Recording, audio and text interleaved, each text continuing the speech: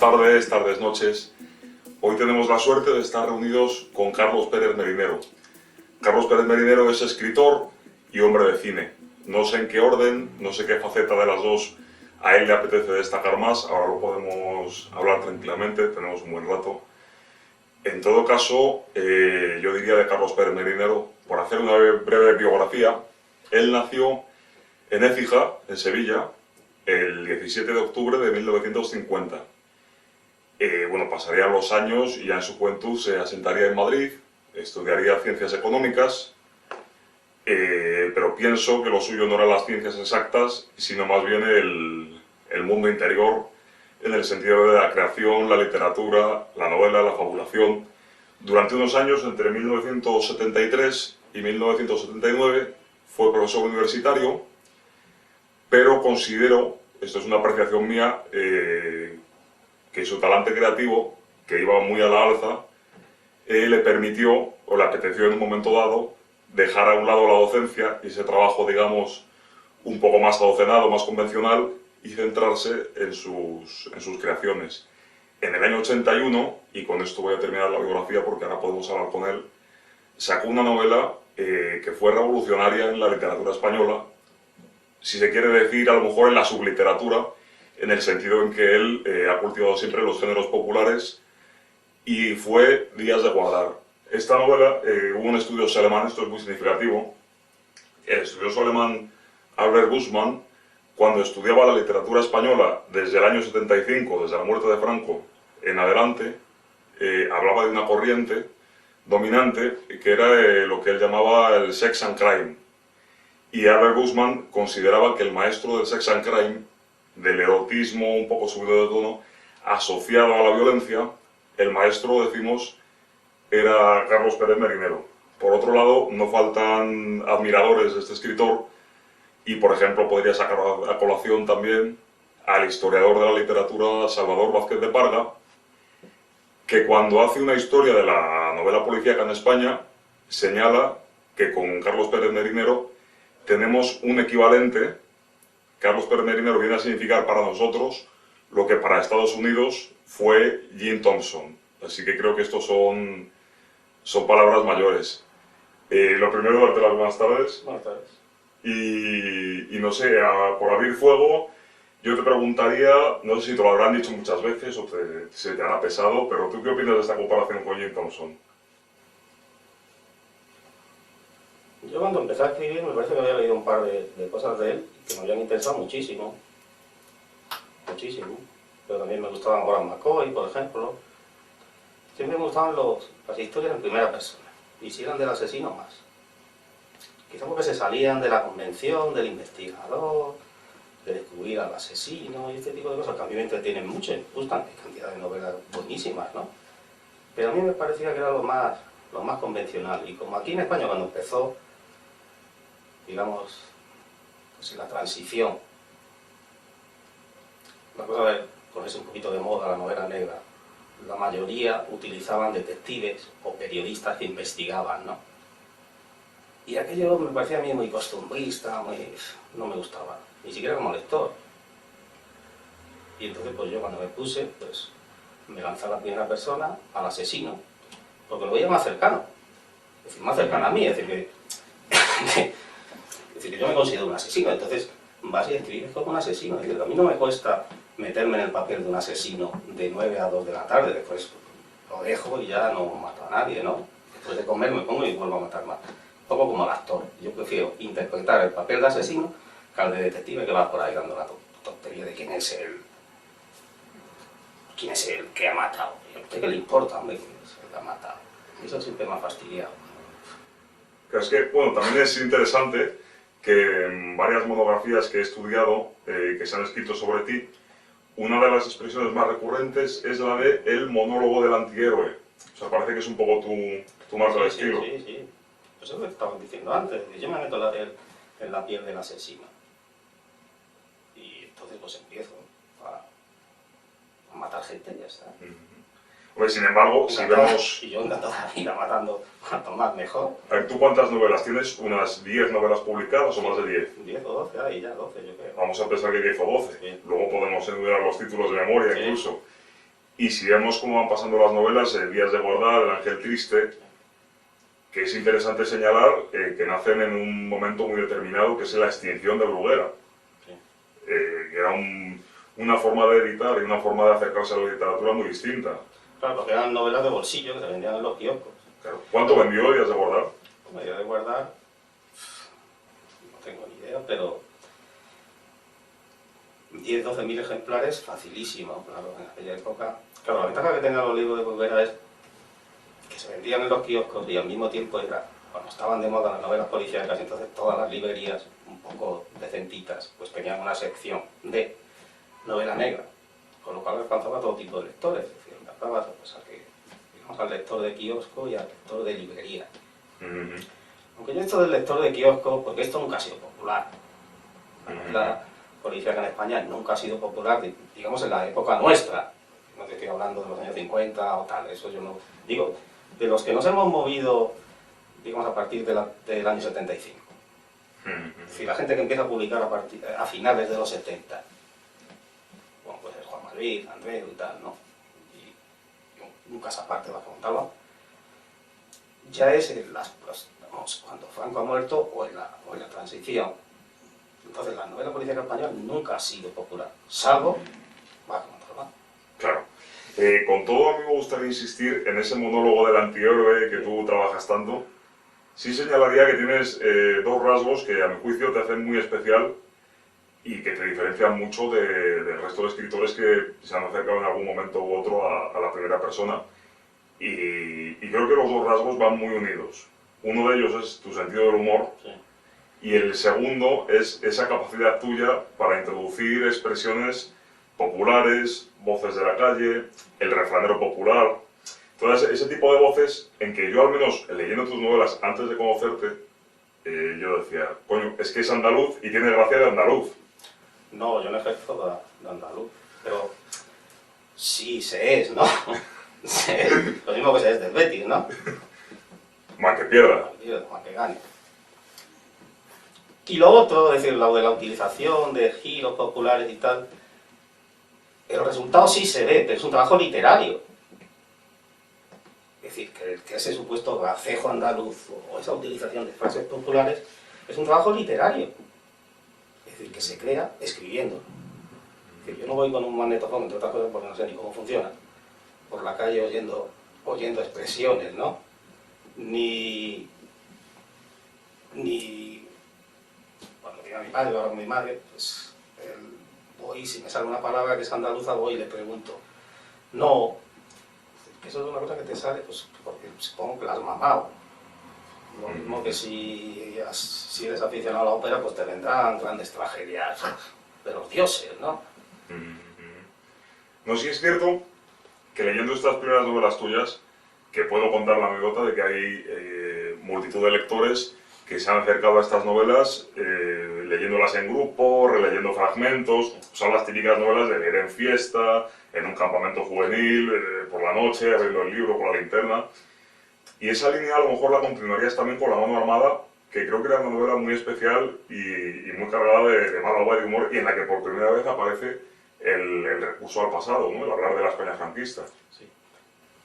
Claro, a mí no me gusta presumir de este tipo de cosas que últimamente la gente le pone muchas medallas, pero yo estoy convencido de que una de las pocas novelas antifranquistas, pero antifranquistas, coño, que se resucitara ese buen señor, pues que ahora mismo se reeditara, te empezarían estos cafres, peperos y compañías a demandarte y llevarte a la cárcel, ¿no? Pues es una novela antifranquista, pero yo eso no le doy ningún mérito.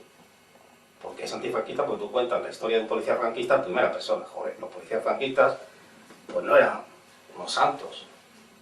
Ya está, así es así. Entonces yo me pongo en la piel del policía franquista. Lo que te decía antes, ¿no? Del actor, que de 9 a 2 y después por la tarde otras horas, pues tú vas y coges ese papel. Y entonces ese personaje tiene que hablar así, tiene que actuar así. No puede actuar como una señorita de Valladolid de los años 50, que se ha educado en un colegio de monjas y que será muy puta. Que se ha educado, ¿no? Pero habla de otra manera, enmascara su vida de otra manera. Mientras que este va contando todo. Claro, en primera persona, una confesión. Recuerdo en la mano armada, el momento que iban por los burdeles, el escuadrón Santiago Carreño, que era un grupo de policías. Claro, ¿no? por ejemplo, de un escuadrones de la muerte, aquí no creo que hicieran falta, porque ya la propia institución lo propiciaba, ¿no? Porque el franquismo, la policía y tal, todo esto. Pero es un invento que es verosímil. Es decir, que alguien puede venir mejor. ¿Y tú cómo te has documentado para esto de los escuadrones de la muerte? Voy a documentar, ¿no? Yo, el único documento que he tenido es el DNI. Ya está. Pero también es cierto, a mí estas primeras novelas tuyas me gustan mucho y a lo mejor las veo en un momento dado más como butade, como una forma de patar. Me da esa sensación, y a lo mejor me equivoco, pero mi apreciación es que estas novelas son un disparate, pero un disparate muy bien organizado. Se da la sensación un poco de que no sabes lo que va a pasar, de línea a línea. No, pero claro, cuando dices tú lo de butade a mí me sorprende, porque yo creo que son novelas, digamos, hechas en serio, porque cuando uno es cómico tiene que ser una persona muy seria, como yo, ¿no? Y lo de patar, ¿no? Porque yo siempre he hecho las novelas que me daban. Entonces yo las novelas no he trabajado nunca de Carlos, ya me gustaría. Yo quería novelas de Carlos, pues encantado. En fin, te pone que te dice que escribe una historia de... Hombre, a lo mejor tiene más facilidad para el crimen por la predisposición esta de... Natural que me llevan esto, ¿no? Y a lo mejor me gustaría más escribir un libro infantil, ¿no? Pero es ponerte, entonces no, a mí no, el meterme en la mentalidad esta criminal y tal, no me cuesta, me resulta muy sencillo y yo tenía, ya volviendo, no tenía ningún interés en empatar ni en montar escándalos, entre otras cosas porque nadie, bueno, al principio nos había de guardar, lo sorprendente es que gente que se pone en contra de la novela son los propios colegas. Es decir, los propios que escribían novelas policíacas les sentó mal. Yo no los conocía, pero me llegaban rumores, alguno de hecho escribió, de cómo se publican estas cosas. Y sí, un tipo así muy de izquierda, que todavía sigue viviendo por ahí. Claro, es un señor que le sigue pegando tiros y lo veo mañana en el periódico, yo encantado de la vida, claro. Sí, lo digo completamente en serio. Yo las muertes ajenas me dan igual. Porque si uno lee las muertes de los periódicos son ficciones. Desgraciadamente, ¿no? A veces son muertes un poco jodidas, ¿no? De gente que no tiene la culpa de nada, porque se implante con niños son temas serios, ¿no? Pero esto de la cultureta y tal, cuanto más bajas hayas, mejor.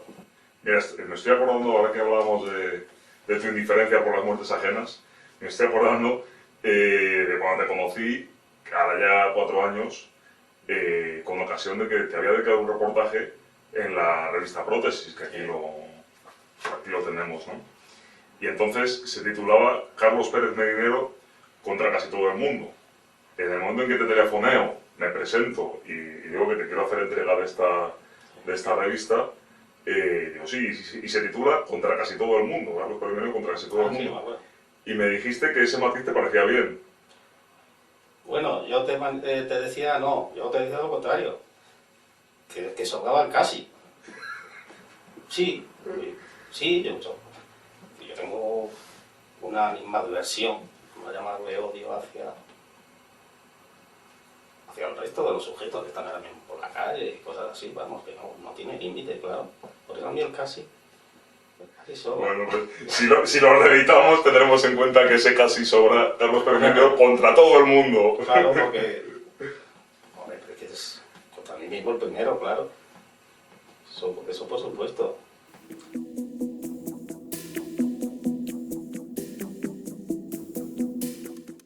No, también había un aspecto que me parecía resaltar en tus novelas, y sobre todo ya de las posteriores, ¿no? Una vez que sacaste Llamando a las puertas del infierno, después vino El papel de víctima, Desgracias personales, a lo mejor me salto alguna, pero andamos ya por la época de finales de los 80.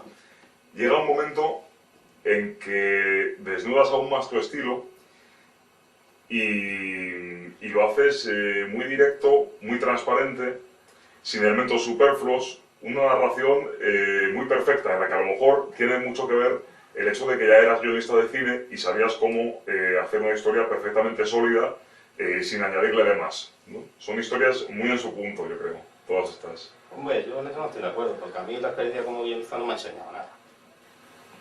La experiencia como guionista me ha dado de vivir, me ha dado de comer. Pero la experiencia de guionista es una experiencia muy... Iba a decir desalentadora, no, eso lo borro, porque en el caso del guionista, tú eres pues, un mandado de otros. Tú como novelista eres un mandado, pero eres un mandado de ti mismo. El guionista de cine no, pues es uno más. Es alguien que sabe poner una frase detrás de otra. Y los cenutrios que hay por ahí, los directores y demás, pues no saben hacerlo, los actores pues no saben.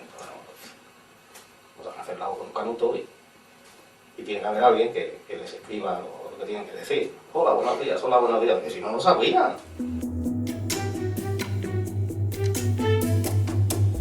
Y sin embargo es significativo que en tus últimas novelas, en Sangre Nuestra y en la que está por aparecer, que podríamos adelantar el título, Sí. La niña que hacía llorar a la gente, Sí. en estas dos novelas te adentras en formas narrativas ya casi vanguardistas. Hombre, tanto como vanguardistas no, pero a mí un poquito de experimentación sí, porque por ejemplo, que no está la experimentación, eso está más inventado en el TVO. Pero en Sangre Nuestra trata de utilizar la primera persona del plural. Hoy hemos soñado que acabáis con nuestros sueños. Tú Es utilizas empezar la primera persona del plural y al mismo tiempo si tú la acción en presente te da unas dificultades técnicas. A mí los retos técnicos sí me han gustado. Yo escribir una novela en primera persona, en presente y tal, pues eso sí me interesa. Es lo mismo que la de la niña que hacía llorar a la gente, la siguiente, pues utilizar la segunda persona. Es una epístola de 200, 300 Sí, pero- páginas. Sí, pero no es, claro, porque la segunda persona se utiliza mucho en el género epistolar, pero aquí no es exacta, no es una carta, sí, que no es una novela que se dirige a alguien. Y entonces a mí el reto de mantener pues, la segunda persona y no quebrarla nunca, o utilizar la primera persona del plural en presente, pues eso a mí técnicamente me parece complicado.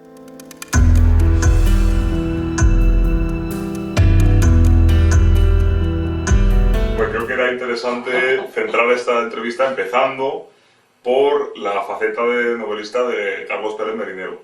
Ya por cerrar esta pequeña faceta y pasar a otros temas, diría a modo de coda que esto es algo que también he leído en muchos sitios y que yo contrasto, y creo que vosotros que estáis viendo esta entrevista lo podéis contrastar, que con Carlos Pérez Merinero tenemos al iconoclasta de la novela negra española. Puede que no sea el más prolífico, quizás no sea el mejor de todos, pero sí es el iconoclasta, y ese mérito no se lo podemos quitar.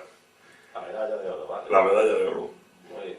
Muy bien. Bueno, también hay una parte muy interesante en tu carrera profesional, y es que una vez que sacas tus dos primeras novelas, Días de guardar, El ángel triste, al poco... Bueno, hay una en medio que siempre se olvidan que es la las reglas del juego. del juego, que aquella es muy... Cierto. Eso es una, le tengo, pues esto que se tiene, que dicen, lo que tiene el niño, al niño tonto, entonces parece que le quieren más, ¿no? Pues este no tuvo así mucho. Yo lo que recuerdo de esa novela, fíjate que esa novela se publicó con vistas al Mundial de Fútbol de España, eso salió pues un poco antes del 82, y eso debe estar escrito en el 81, y yo lo recuerdo ahora tan lejano, de un verano escribiendo ese, que yo me divertía, sí, por ponerte lo mismo que lo que decíamos antes del actor, que ese era un papel muy gracioso. Contar en primera persona un trago mental, yo ahí me metí bien en él. No me tuve que maquillar mucho, ¿no? En todo caso me interesaba constatar eso. Una vez que te lanzas al terreno de la ficción, pasan 3 o 4 años y de golpe te vemos involucrado en un proyecto interesantísimo que es La huella del crimen. Sobre La huella del crimen diría que era una gran serie de televisión, quizá la mejor serie de televisión que se ha hecho en España. Una serie de televisión que se rodaba, corrígeme si me equivoco, en 35 milímetros. Pues yo no sabía decirlo, pero vamos, lo hacía en cine. Se rodaba en formato cinematográfico, que las partituras eran partituras sinfónicas Sí. hechas por compositores contratados y exprofeso para la ocasión, que los actores eran actores de primera línea, muchas veces combinando actores tradicionales del cine español con nuevas caras. que los guionistas, bueno, que el propio productor Pedro Costa, para esta serie, que era dramatización de crímenes célebres de España, Pedro Costa había sido periodista previamente en Cambio 16, en El Caso, es decir, que era una serie hecha con conocimiento de causa y tenía un eslogan muy significativo: la historia de un país es la historia de sus crímenes. Yo diría, si tuviera que sintetizar mucho en qué consistía La huella del crimen, yo diría que La huella del crimen consistió en sintetizar la historia de España en el siglo XX, década por década, o incluso remontándonos a los últimos años del siglo XIX, estudiando el carácter español, la situación política, las disfunciones sociales, todo ello a través de fenómenos delictivos. Y todo ello desde un posicionamiento ideológico muy concreto. Creo que todo eso requiere mucho talento.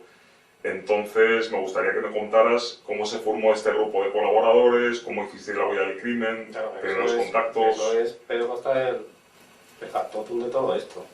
Uh-huh. Sí, pero vamos, es el... Sin él no hubiera existido La huella del crimen, claro, nosotros éramos, yo por lo menos me considero, es decir, yo hice 3 capítulos de La huella del crimen y la consecuencia de La huella del crimen, que fue amante, y solamente hice eso. Con el Pedro, amigo mío, vivíamos en el mismo barrio y hablábamos de la serie y tal y cual, pero vamos, que el mérito es indiscutible de Pedro, claro, el mérito de esto y de tú de seleccionar a la gente, porque la capacidad de un productor no solamente buscar el dinero para que las cosas se hagan, sino buscar qué gente va a trabajar, ¿no? Claro, por ejemplo, en la primera época de La huella del crimen trabajó como director Juan Antonio Bardem, iba a haber trabajado Fernán Gómez, que era autor de El extraño viaje, una película muy admirada por Pedro Costa, me imagino que por ti y por mí lo es, por ti también. Entre los guionistas había gente como Manolo Marinero. ¿Qué más gente recuerdas de aquella época? Como director, Ricardo Franco, que estuvo en la primera tanda, ¿no? Pero, viniendo al cuento de lo que dices del extraño viaje de Fernán Gómez, el que iba a dirigir, que tenía Pedro previsto que dirigiera el crimen de la calle Fuencarral, fue Fernán Gómez. Y yo por Fernán Gómez, joder, que es una admiración siempre tiene sin límites. Y recuerdo un día, entonces llegué por la Castellana, que quedamos Pedro sí era amigo, muy amigo, vamos, amigo de él y amigo de Marco, de su mujer. Y quedamos en una cafetería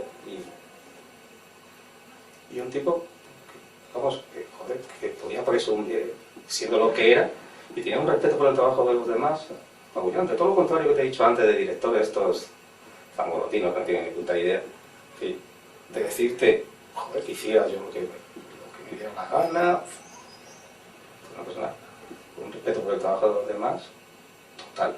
Después de una serie de circunstancias, y no, él no pudo ser el director, y lo hizo Angelino Fon, que era un histórico del nuevo cine español, que una película como La Busca, pues había tenido a mediados de los años 60.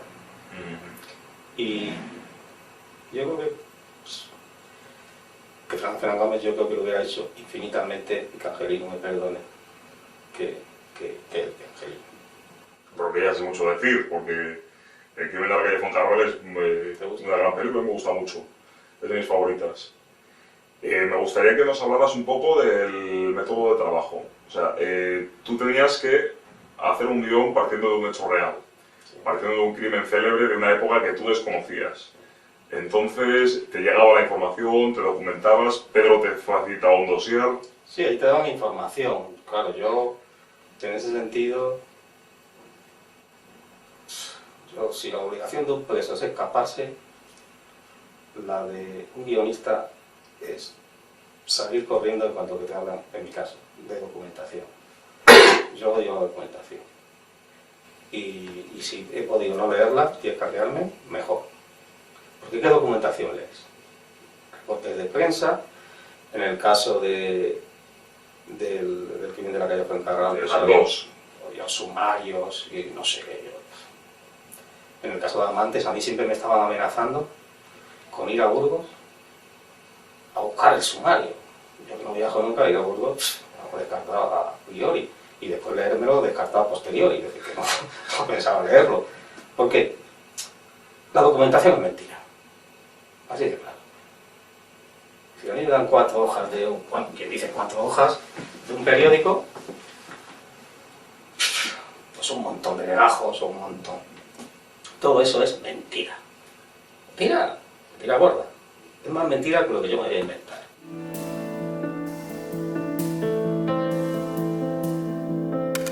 Si yo no sé nada del crimen de la calle Fuencarral, yo no sé nada del crimen de Perpiñán, yo no sé nada de nada. Pero de nada, de nada.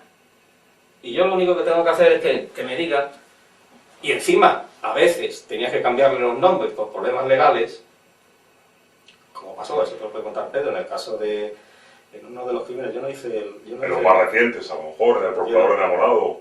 No, era... No, ahí se tuvo que cambiar bastante todo. La ciudad y todo. Sí, aquí, es que no... Sí, porque el hecho real ocurría más al norte. Es que yo no lo recuerdo. Yo es que este tipo de cosas pues puedo olvidar a lo más rápido posible. Yo en cuanto que traigo el guión haré muy buenas. Pero... A lo que diga, es decir, que lo de la documentación es todo mentira. Es decir, por mucho que yo lea, y si no es mentira, yo no puedo sacar ninguna conclusión de lo que lea, porque yo me documento mucho. Y después dices, bueno, ¿y cómo eran los personajes? Quiero decir, los personajes reales. Pues no tengo ni puta idea. Pero es que no tiene ni puta idea nadie. Un momento de mi brillante existencia de guionista en que me llamaban para hacer eso. Como si a mí, y claro, yo lo primero que decía, pues si a mí no me gusta, es decir, a mí el crimen real no me gusta. Es decir, yo los periódicos no leo.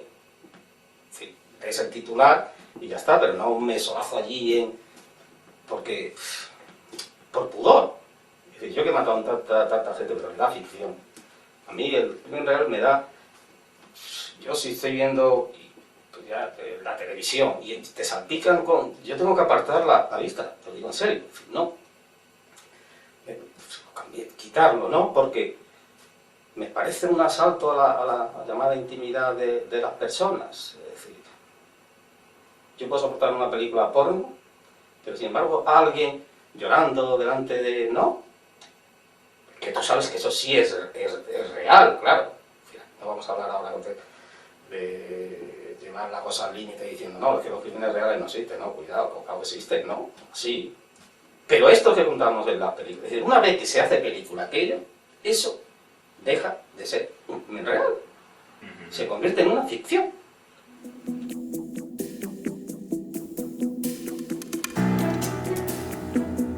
Si te parece, Carlos, ahora podríamos centrar un poco la conversación, los últimos minutos, en hablar de este primer capítulo de La huella del crimen, el crimen de la calle Fuencarral, que yo considero de los grandes, junto con Jarabo quizás, sean mis favoritos dentro de los 12 o 14 capítulos que tiene La huella del crimen.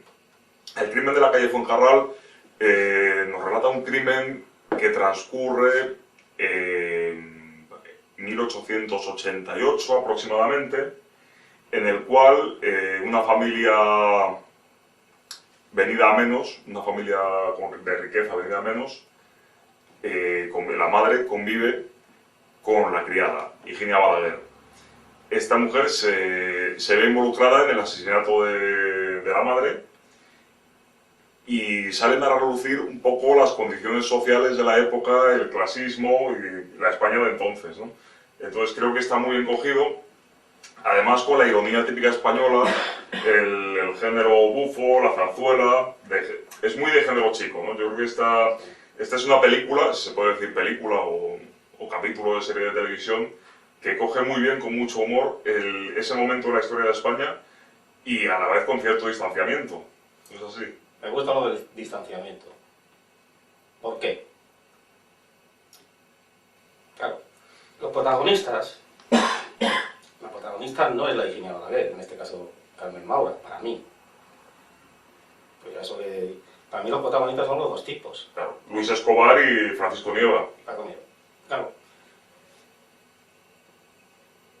Yo me tenía que defender, como decía antes, de la realidad, de esto basado en hechos reales, de tener que hacer pues una cosa con documentación. Entonces yo me invento a dos personajes de ficción. ¿Quién son estos dos personajes de ficción?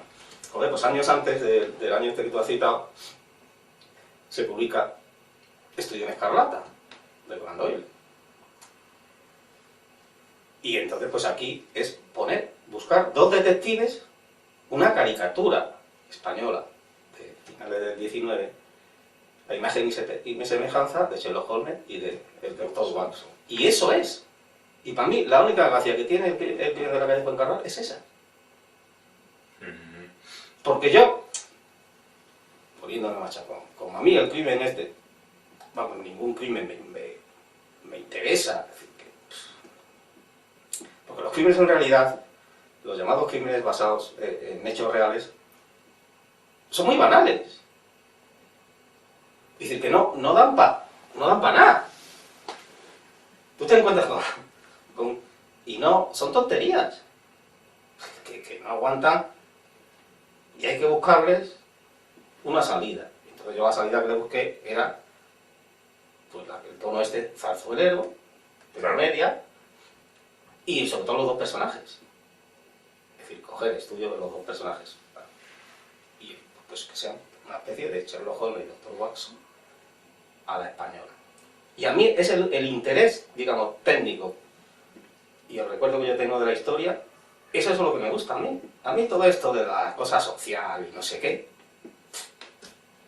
Claro, pero en un momento dado, gracias a estos dos personajes, introduces otra que es gran constante a lo largo de tu carrera, sobre todo en tu película como director.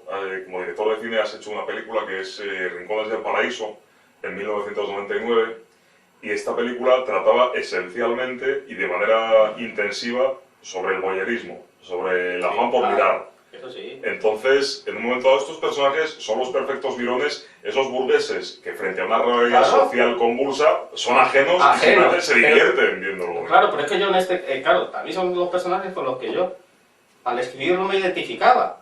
Es decir, porque a mí me da igual que a esta buena señora la ahorquen, hagan con ella lo que... Porque no me interesa, me da igual, es tonta, coño, ya está, no me interesa. Y entonces la única forma que yo tenía de salvar, como hizo los actores en La Función, pues era meter a estos dos personajes que efectivamente lo ven todo desde la ventana, es decir, que los tipos alquilan para mirar, mientras que la chusma está allí, ¿no? Deseando ver cómo se cargan a esta buena señora, esta tonta del bote. Ellos están allí ¿no? Pues tan ricamente, sí. Y entonces esa la crítica social. Joder, pues sí, que los burgueses siempre han vivido mejor que los pobres, joder. Pero eso está más que visto. Claro. Pero el rollo del minorismo y tal, es decir, el estar ajeno al mantener una distancia respecto a los acontecimientos. Y ese es el recurso técnico que yo utilicé. Lo mismo que en el crimen de Perpiñán, por ejemplo, de la huella del crimen también. ¿Cuál es el recurso? Pues utilizar la voz en off y los flashbacks. Bueno, en todo caso, ahí están tus guiones y tú a lo mejor un poco en vena de hombre invisible los entregas a los cineastas y luego ves o no los resultados y no intervienes, sigues tu trayectoria. Quería decirte que ha sido un placer conversar contigo, que considero que esta charla que hemos tenido es un testimonio a guardar, a buen recaudo. Para los reales, ¿no? Esto es un hecho real, no somos hologramas. Y nada, que ya seguiremos hablando y ya te contaré qué dice la gente de esta entrevista. Vale. Pues muy buenas tardes, Carlos. Buenas tardes. Y que viva el Betis, que pierda. Eso sí. Hasta luego, buenas tardes.